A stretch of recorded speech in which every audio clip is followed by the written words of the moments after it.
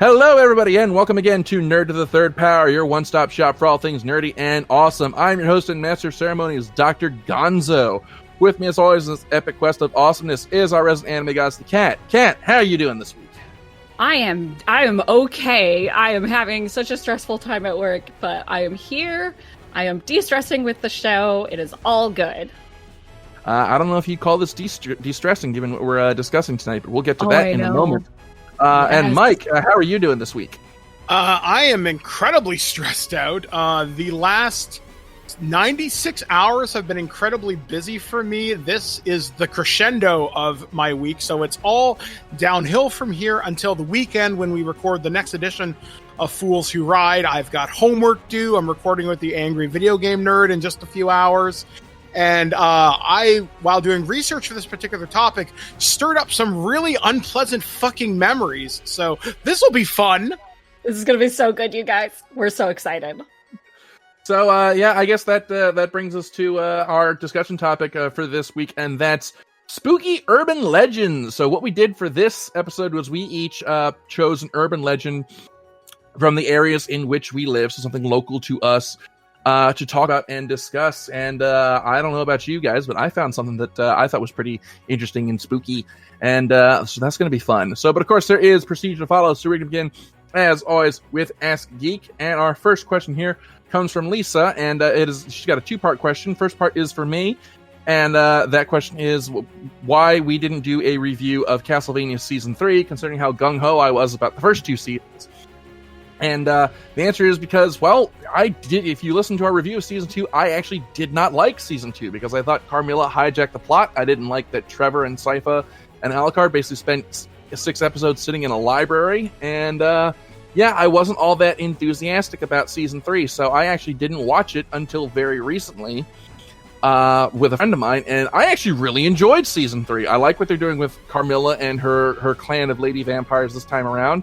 That one Lenore is a gaslighter extraordinaire. I loved her arc with Hector. Isaac's story I also thought was really neat. I'm liking where that's going. And Trevor and Sypha actually got to do shit this season. And I love the dynamic between the two of them. I love the relationship that they're in now, and I love the kind of playful banter between the two of them. So I actually love Season 3. Looking forward to Season 4. And that leads to the second part of the question, which is to all of us. For those of us who've seen Castlevania Season 3, what were our thoughts on it? So, Kat and Mike, did you guys see Season 3 of Castlevania? I never saw the first one. Ooh, you need to fix that, because it is awesome. I haven't gotten a chance to watch Season 3 yet. It's on my queue. It really is, but I haven't seen it yet. I'm so sorry. I for one loved it. So take that as a recommendation from me. If you're a Castlevania fan, definitely watch Season 3. I think it's the best one yet. And let's see here now. Here's another question here, and this one comes from Ryan, and it is for all of us, and it's best and worst Halloween candy. So our favorites and least favorites. So Mike, let's start with you. What was your favorite Halloween candy to get trick-or-treating, and what was one that you absolutely hated? I'd say my favorite is probably, I think it's a unique one to Canada, but I know you can get it around the world. It's something called Coffee Crisp. It's chocolate with a little bit of a hint of coffee flavor. It's really, really, really good. It's like crispy wafers and chocolate. It's really, really pleasant. My least favorite, I never liked it when people gave out apples and oranges. It just seemed to me like kind of a cheat. Like, this is supposed to be a fun day. Yeah, you should get something, sugary and stupid and whatnot, but I'm like, really? You're going to give me a fucking apple? That gets you arrested down here. Or when people would randomly give you, like, toothbrushes or something. I always found that really weird. Like, wow, what are you trying to tell me?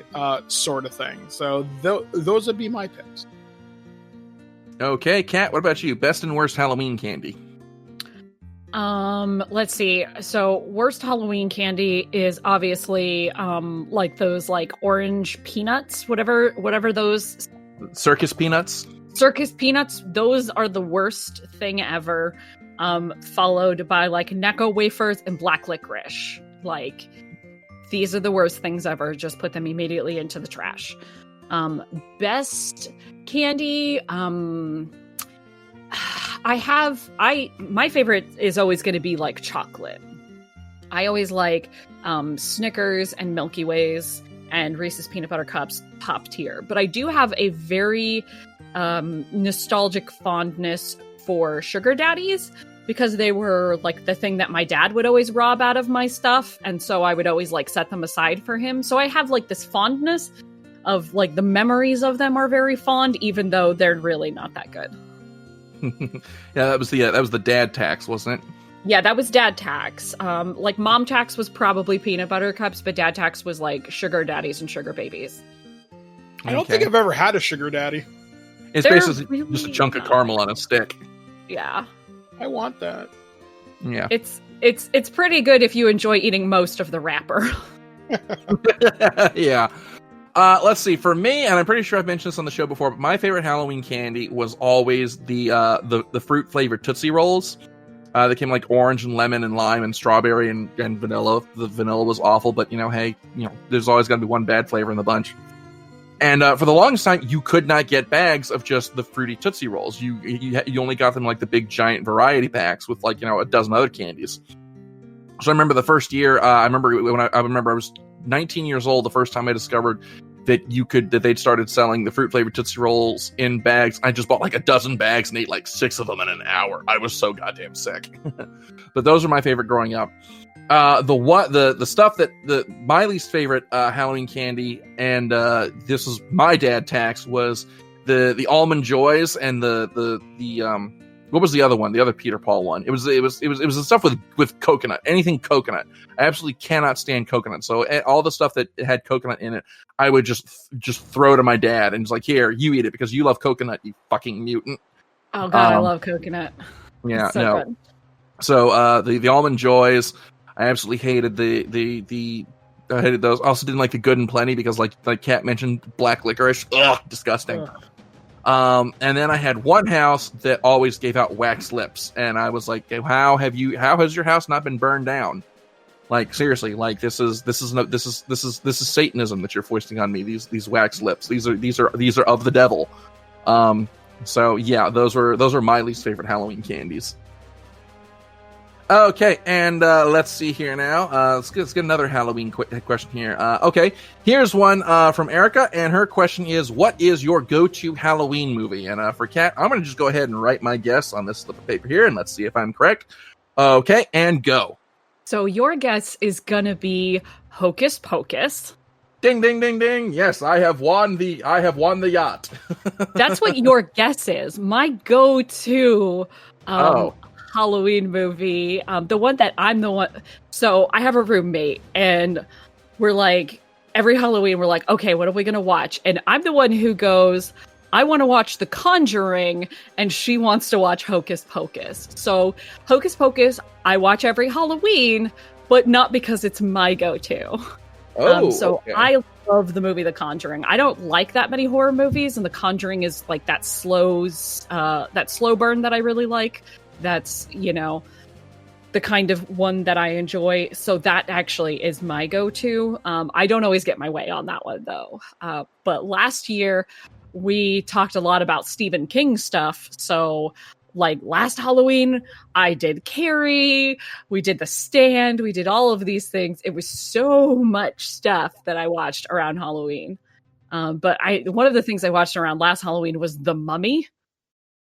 And we're like, sure, why not? Why not? Brendan Fraser or Tom Cruise? Oh, obviously, the only one worth watching is the Brendan Fraser one. Okay. So Boris Karloff one, you fucking savage! I don't own it, but we do own a copy of Brendan Fraser because you can get a 3-pack. Fair enough. Anyway, so that is my go-to, is actually The Conjuring, because it's one of the few horror movies that I really, really love.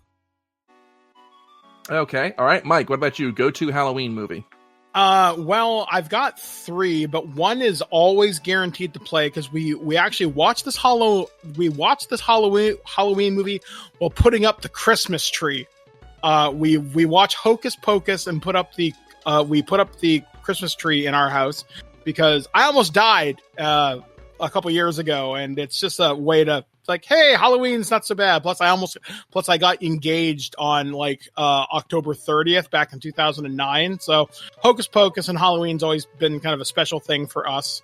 But in terms of actual movies I always go out of my way to watch, there are two specifically. I watch the Blob remake from 1988. It's a remake done amazingly well. It's one I would probably never touch again. If Hollywood's, hey, you get to remake this, I'd be like, yep, nope, not doing that, because it is perfection.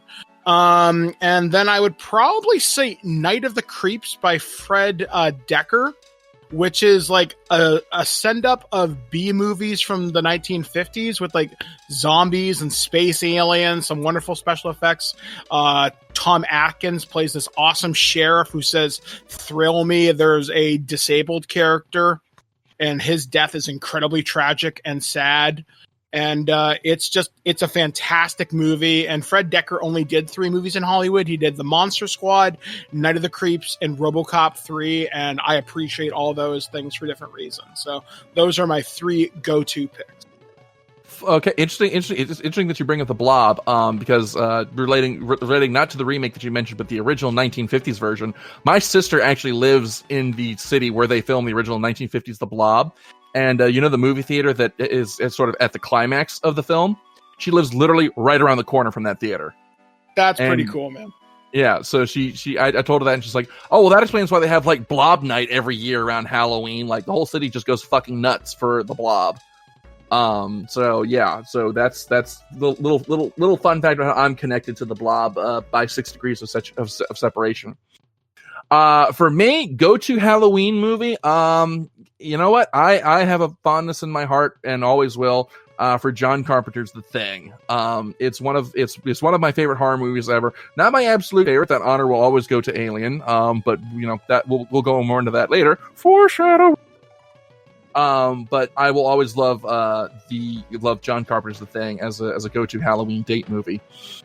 Also, you know, just because it's campy and I love it. The Nightmare Before Christmas. I know that's the pleb stereotype answer, but you know, I mean, how can you say no to Tim Burton on Halloween? I fucking hate that movie so much. All right, you and I will have to meet on the Field of Honor after we have finished recording. So, all right, because I will raise my sword for that film. All right, let's see here now. Do we have another easy asking question here? Let's see.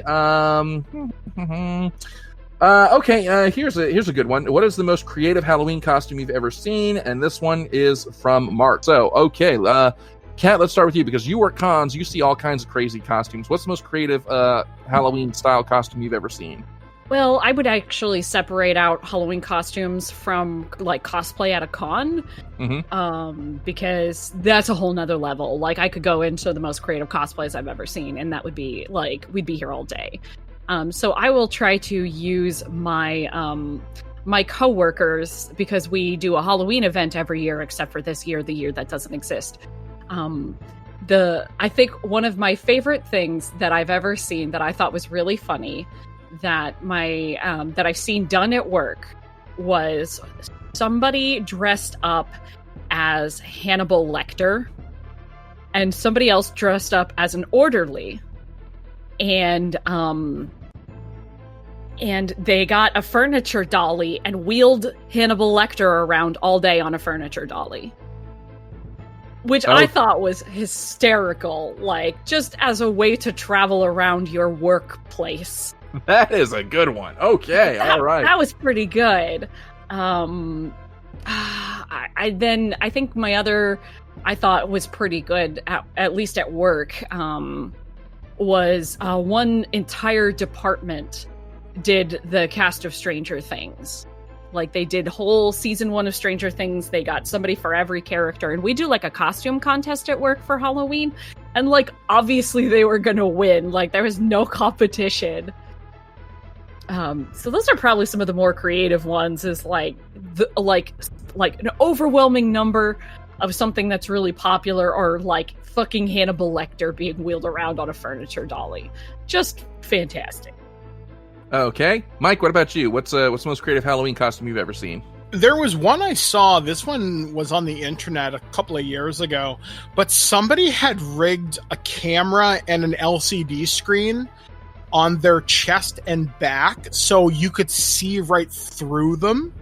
And I'm not sure how they did this gag, but it was just an incredible visual effect. It was an optical illusion using technology, and I just thought it was incredibly neat. And I wish I could remember what it was called, but I saw it on Reddit and I saw it on YouTube, and I'm thinking, man, that is friggin' clever. I also saw somebody a number of years ago do a really good alien chest burster where it was just incredible, like almost Hollywood level of special effect. It just looked really, really gory, detailed, and I think the arms moved on the little chest burster thingy.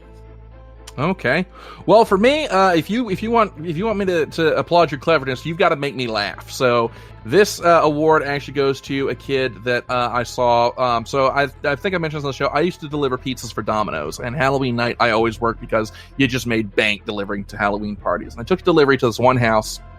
And as I'm settling up with the guy at the door, this kid who's like about 10 years old comes to me, and he's just wearing a pair of jeans, a blue hoodie that's plastered in these "Hello, my name is" stickers. He's got all these different names written on it. And he comes to me, and he says, "What's your name?" And I told him my name, and told him my name, and he writes it down on one of these stickers, pulls it off the pad, and slaps it onto his costume. And I'm just like, okay, what was the point of that? And he said, "Oh, it's my costume. I'm identity theft." And I was like, you win Halloween tonight. I hope you get all of the candy because that is fucking amazing. That's great. So, yeah, that's the most creative Halloween costume that I've seen. Runner-up goes to the kid who was walking around in surgical smocks, in a surgical smock with bits of cotton taped to it and a super soaker, and he was cloudy with a chance of rain. Jesus. Oh my God, puns. Yep. Thank you as always for sending your questions in. As always, you can send them to us through the email at drgonzo@nerdofthethirdpower.com. We love getting your questions, love reading them on the air, and so get your questions in, and you just might get your question answered on the show. And so, with that, because it is October, as is our tradition, we're going to be talking about the weird, the spooky, the scary. And so for this episode, we thought it'd be fun to discuss spooky urban legends and hauntings. So we each picked an urban legend from our area to read about and discuss. And so let's just jump right into it. So, Mike, you cannot drop on us that you found something that scared the hell out of you without and not expect to go first. So let's start with you. What is this thing that you found that scared the unholy bejesus out of you? Okay, so for those of you who've been following me over the last career that I've gathered over the last 13, 14 years, I am First Nations. I'm Chippewa of Nawash Ojibwe Indian, which means I'm First Nations. I am Native American. So we have a lot of myths and legends surrounding various creatures, monsters, and other things that you should be very wary of. And some of them you may have heard about, such as things known as skinwalkers, but that's more of a American Southwest sort of thing. But there are rumors and similar legends as you go further north into northern Michigan, Minnesota, and where up I am in Canada, we have several legends that are similar. Although we have one that does kind of stick out, and it's been discussed in several different varieties as a mental disorder. It's also been described as a criminal defense in which people have been hung and prosecuted for. And it has also been just a part of Native culture since it was first recognized, I think, by Jesuit priests in the mid-1700s. And it's known as the Wendigo.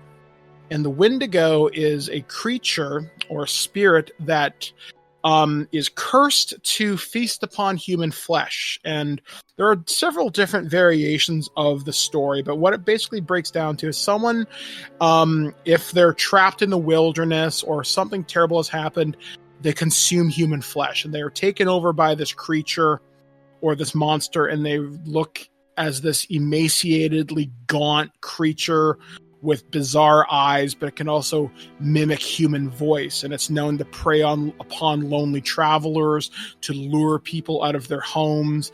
But it's also a sign in Native American cultures. It could be representing greed, the oncoming onset of colonialism, and other things as well. But there are several cases involving the Wendigo that are specifically notable. There was a case in, I want to say it was Alberta, Canada, where there was a person named, I think his name was Swift Runner, and he murdered his entire family and ate them because he believed they were that he was a Wendigo. So he was hung. In the American psychiatry textbooks, they describe someone who consumes cannibal or has cannibalistic tendencies as having Wendigo syndrome. This Wendigo syndrome also set an interesting case in Canadian law, where just because the local tribes were not aware of the white man's law didn't protect them. So ignorance of the law was no defense, because in parts of my culture, if you believed someone was a Wendigo and you had enough evidence, you could go after them. Obviously, different times, it was a different law system, but people were hung, people were shot for doing this sort of thing. But there are several places in Wisconsin and Minnesota that are named after Wendigos, which is fascinating. I also found out there's a place near Kenora, Northern Ontario, and there's a place known as Cave of the Wendigo, which is on this lake whose name I really can't pronounce. And there are some legends surrounding that. So I was doing some research last night, and there was this unusual video. People think it's a moose. People think it's a Sasquatch. No one knows precisely what it is, even other wildlife experts. And it's the middle of the day, and this hunter has his cell phone out, and he's recording something.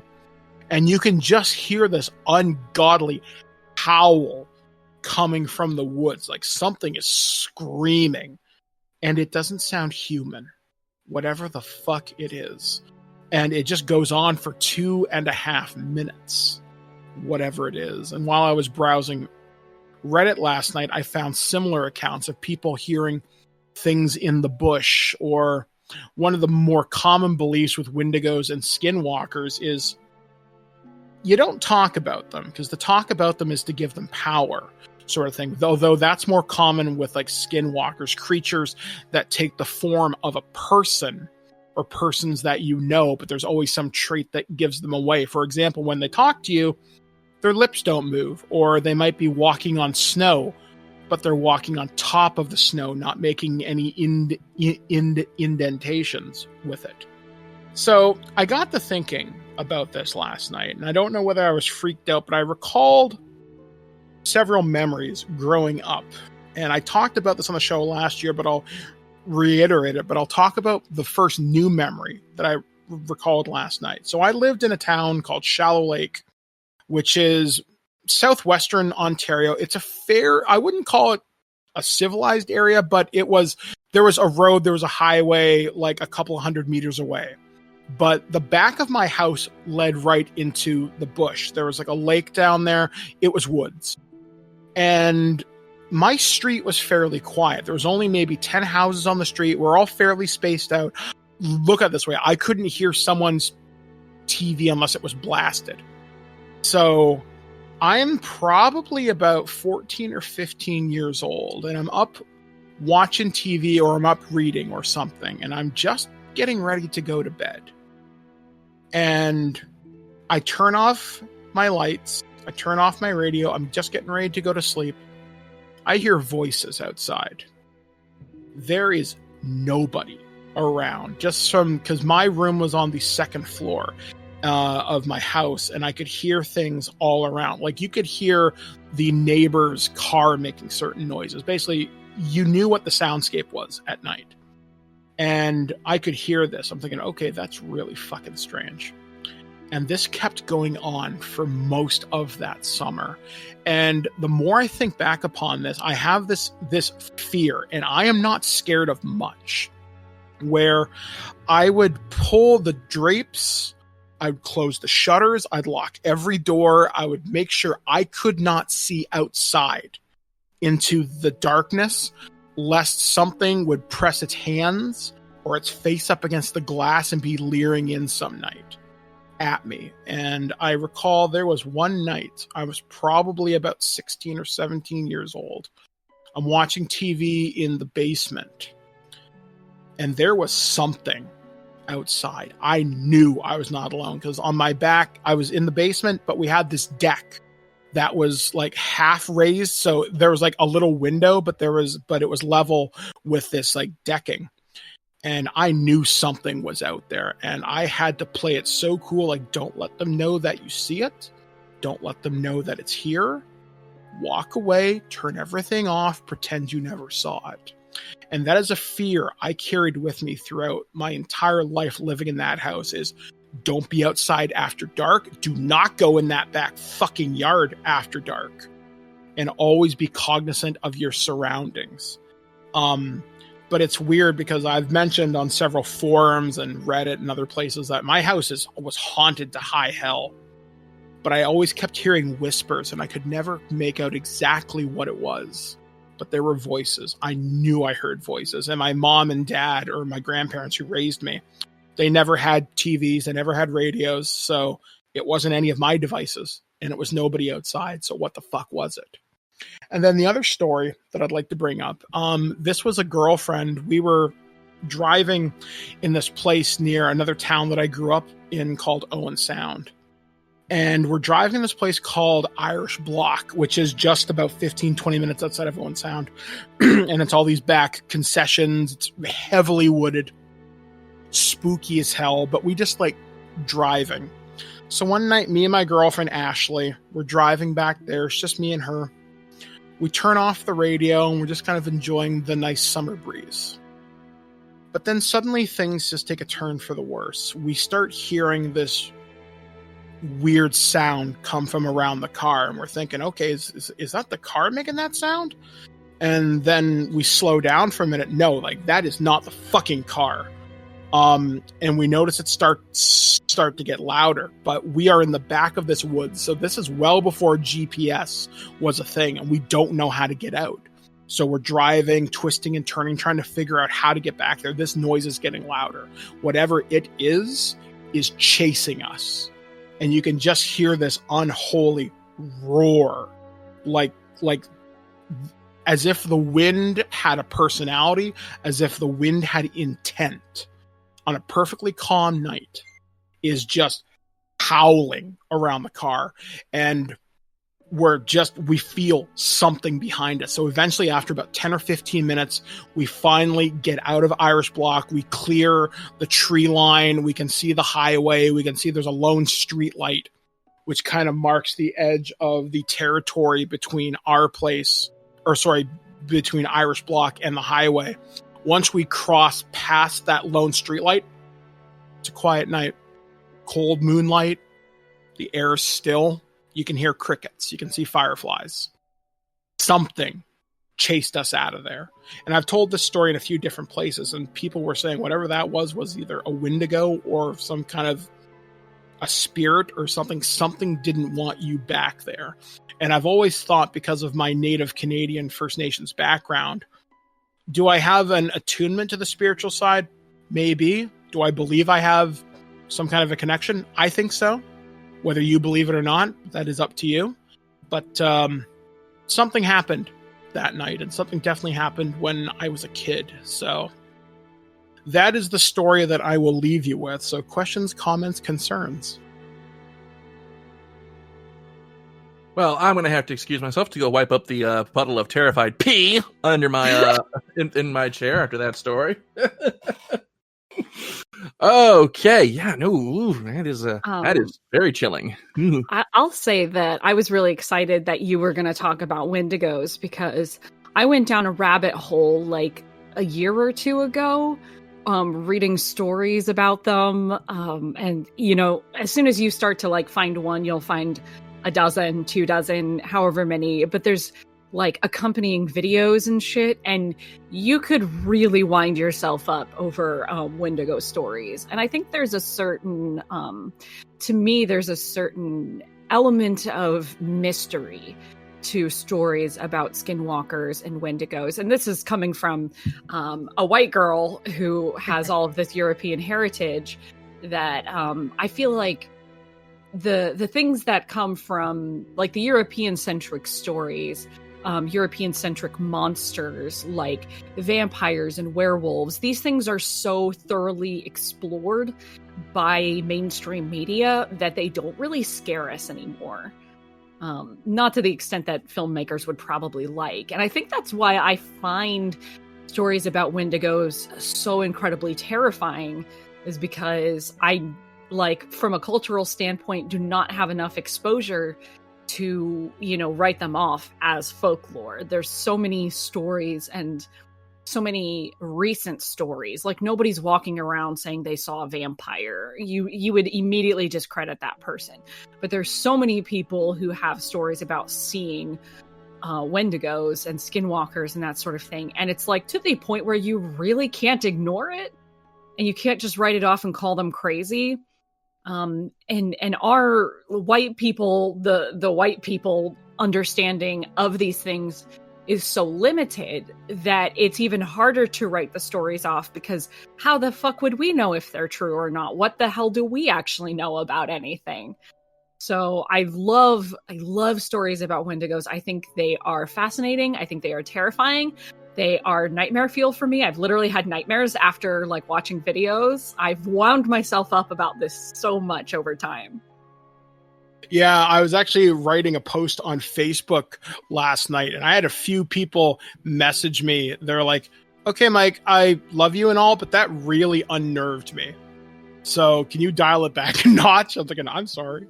But yeah, there's a lot of Native American or first kind of nation stuff that a lot of people just don't get. Hell, there's even legends about flying vampiric heads that I didn't even touch on. That is an Iroquois legend, but that's a story for next year.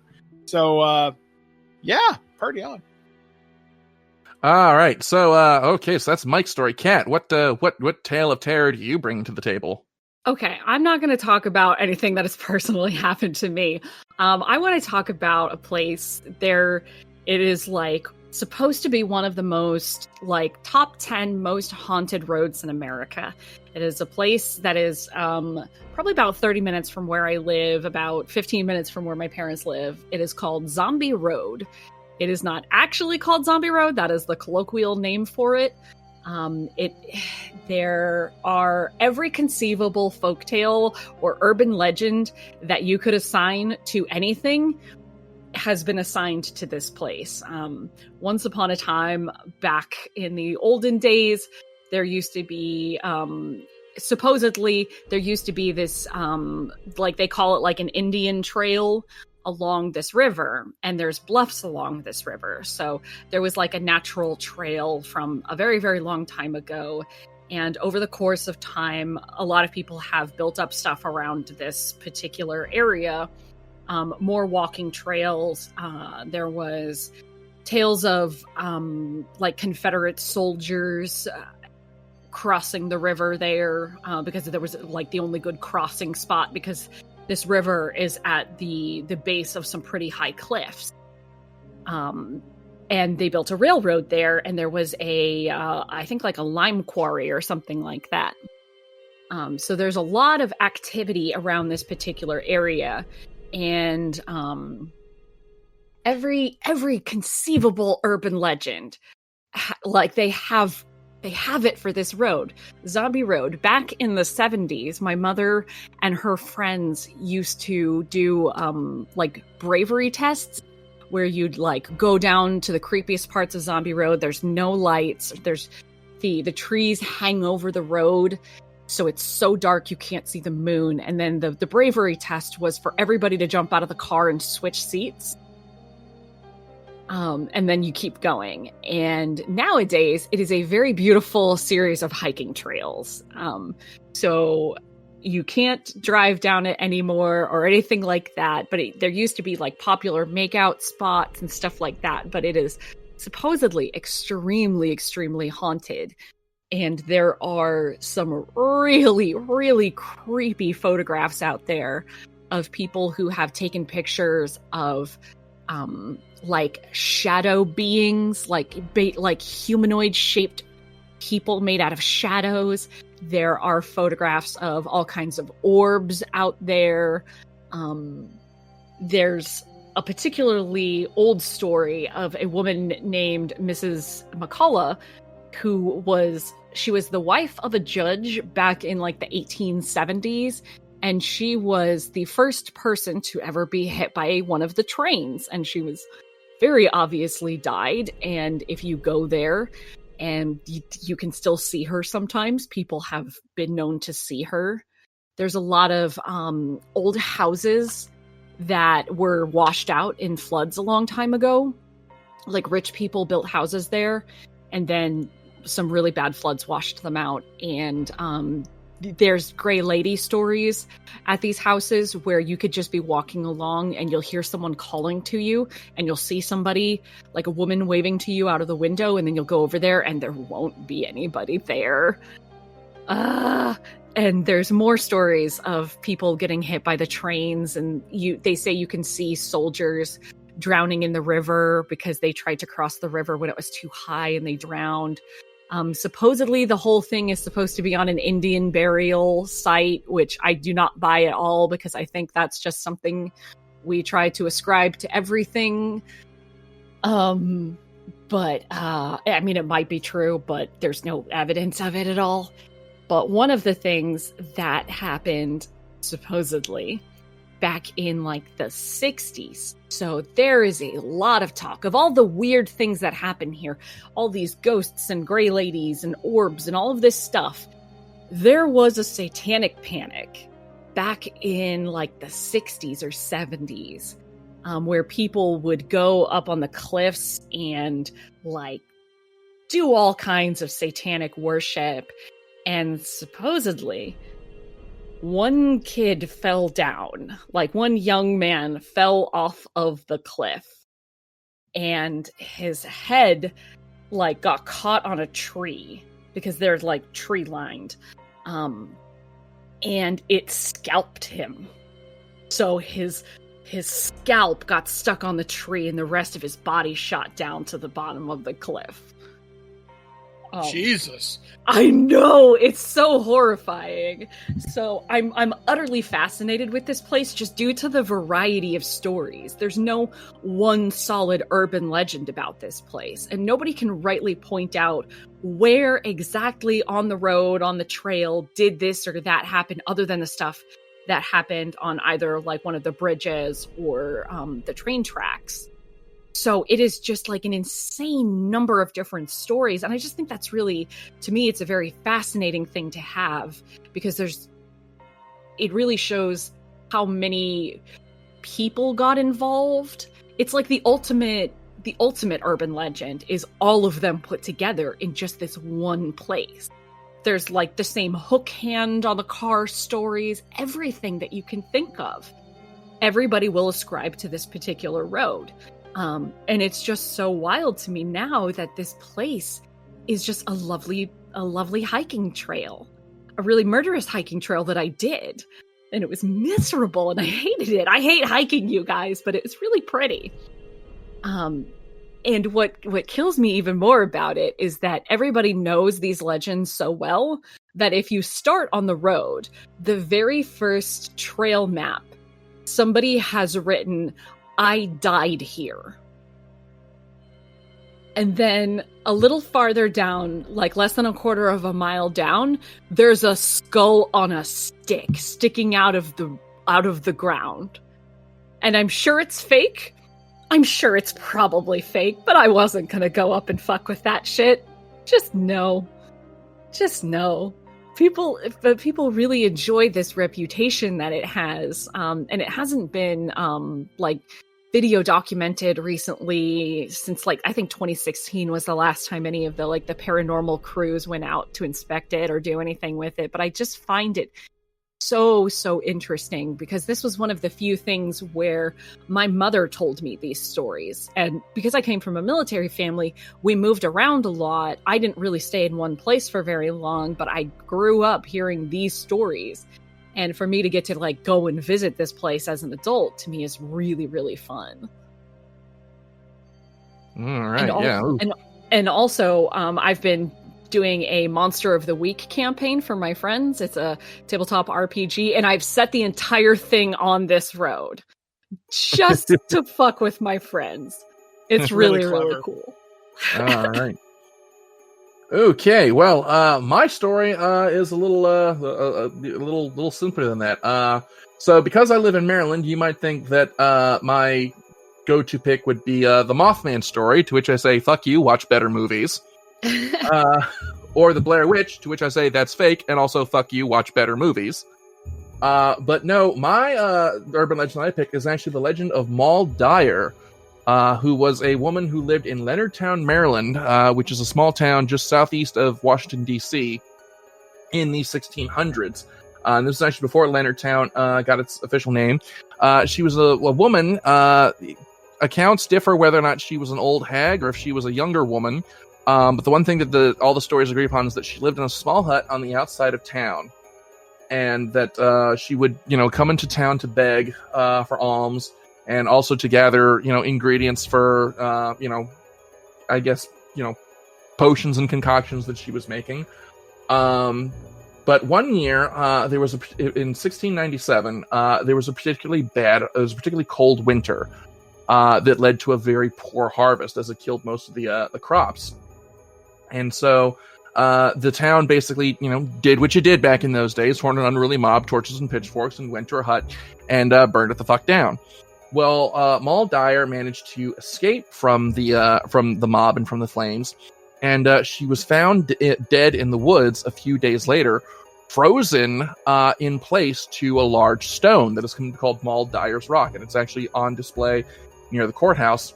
And what was unusual was the way that she was frozen. She was frozen in a very unusual position. She was kneeling on the rock, and one hand was pointed to the heavens, and the other hand was frozen hard and fast to the stone itself. And it was believed that she was in that pose, and that she had died in the middle of casting an incantation to curse the town. And what's interesting about the story is that there's been unusual electrical and thunderstorm activity reported in and around the Leonardtown area.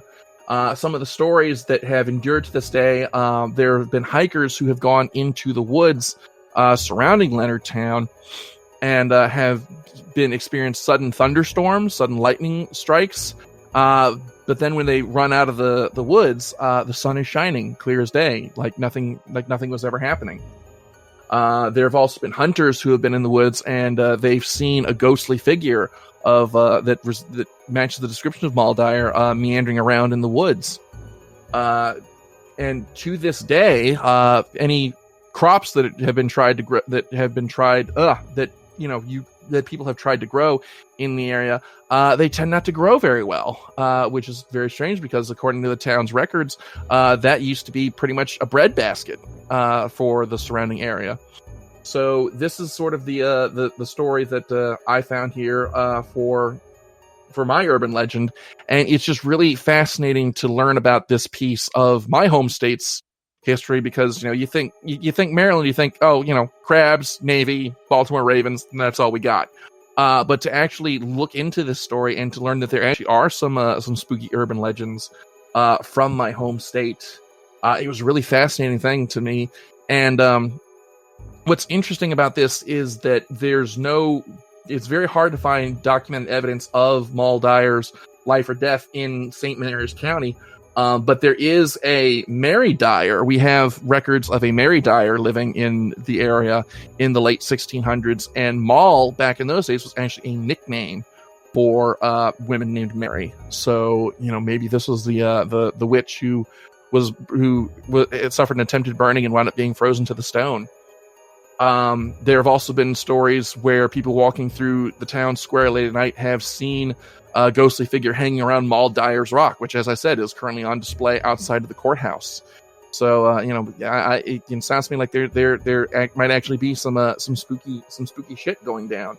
And one of the stories one of the articles I read about this legend was actually written by someone who, while they were writing this article, they were also doing, just for shits and grins, they were doing a genealogy thing, getting their family history, and they found that they were related to a dyer who lived in the late 17th century. So, and they lived in the Southern Maryland area. So, she thought that maybe, she might actually be related to Maul Dyer, and that might be why that she was so drawn to this story. So, maybe there's a descendant of the witch wandering around out there. So, yeah, that's my story. So, questions, comments, anything? There's something, at least in my personal experience with the supernatural and the paranormal, I really do think there is something out there when it comes to witches, shamans, anybody who practices some kind of spirituality to things that we can't see. And I'm not talking about normal religion, obviously, because these things persist in multiple cultures, multiple religions, multiple places around the world. So the story itself is not unique. But what is persistent is when these people pass away, they leave something of themselves behind. Like you said, maybe the area's somewhat cursed, things don't grow, unusual weather. Sometimes people see things in the woods.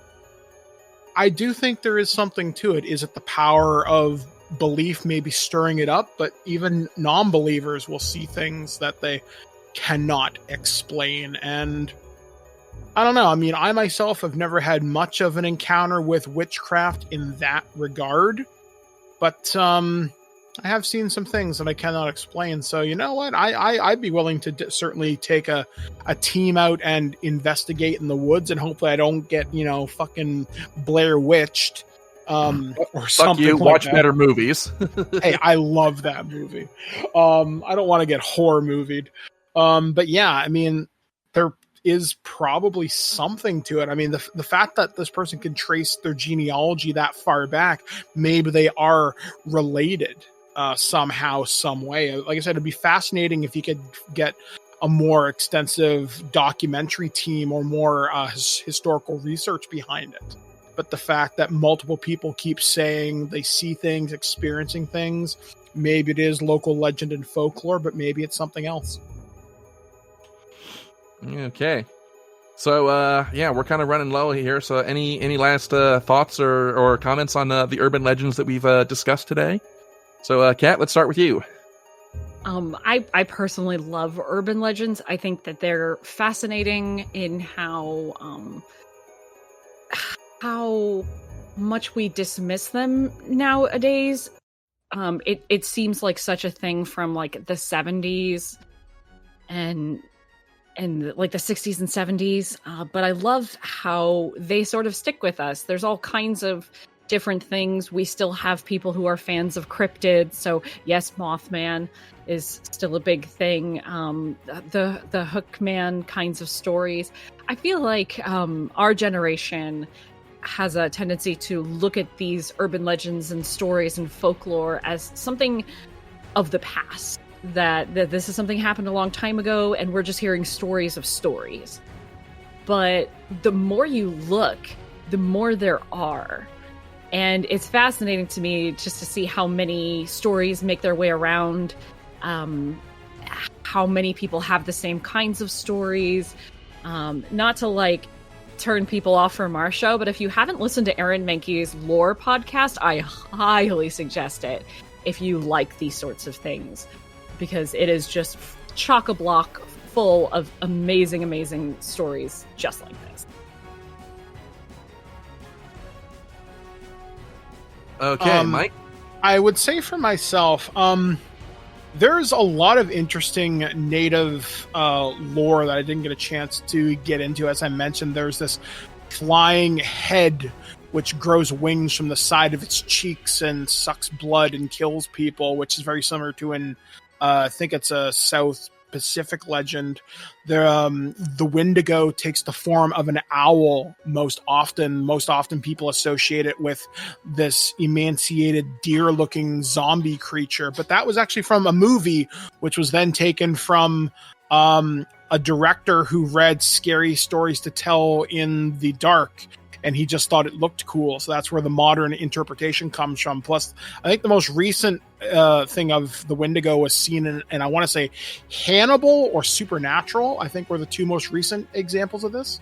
But Hannibal, if you, for sure. Yeah, like if you want to read up on some really bizarre stuff, go read the Reddit community on skinwalkers. There's some fascinating stuff in there, and whether you believe in them or not, that is obviously up to interpretation, but I do believe in every legend and story there's a lesson to be learned, and there's a little bit of truth to it as well.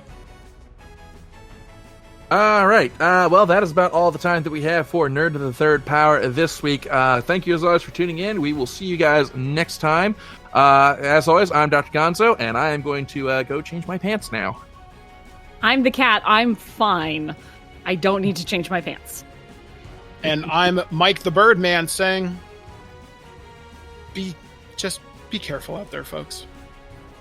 All right, we'll see you guys next time. Taka, play us out.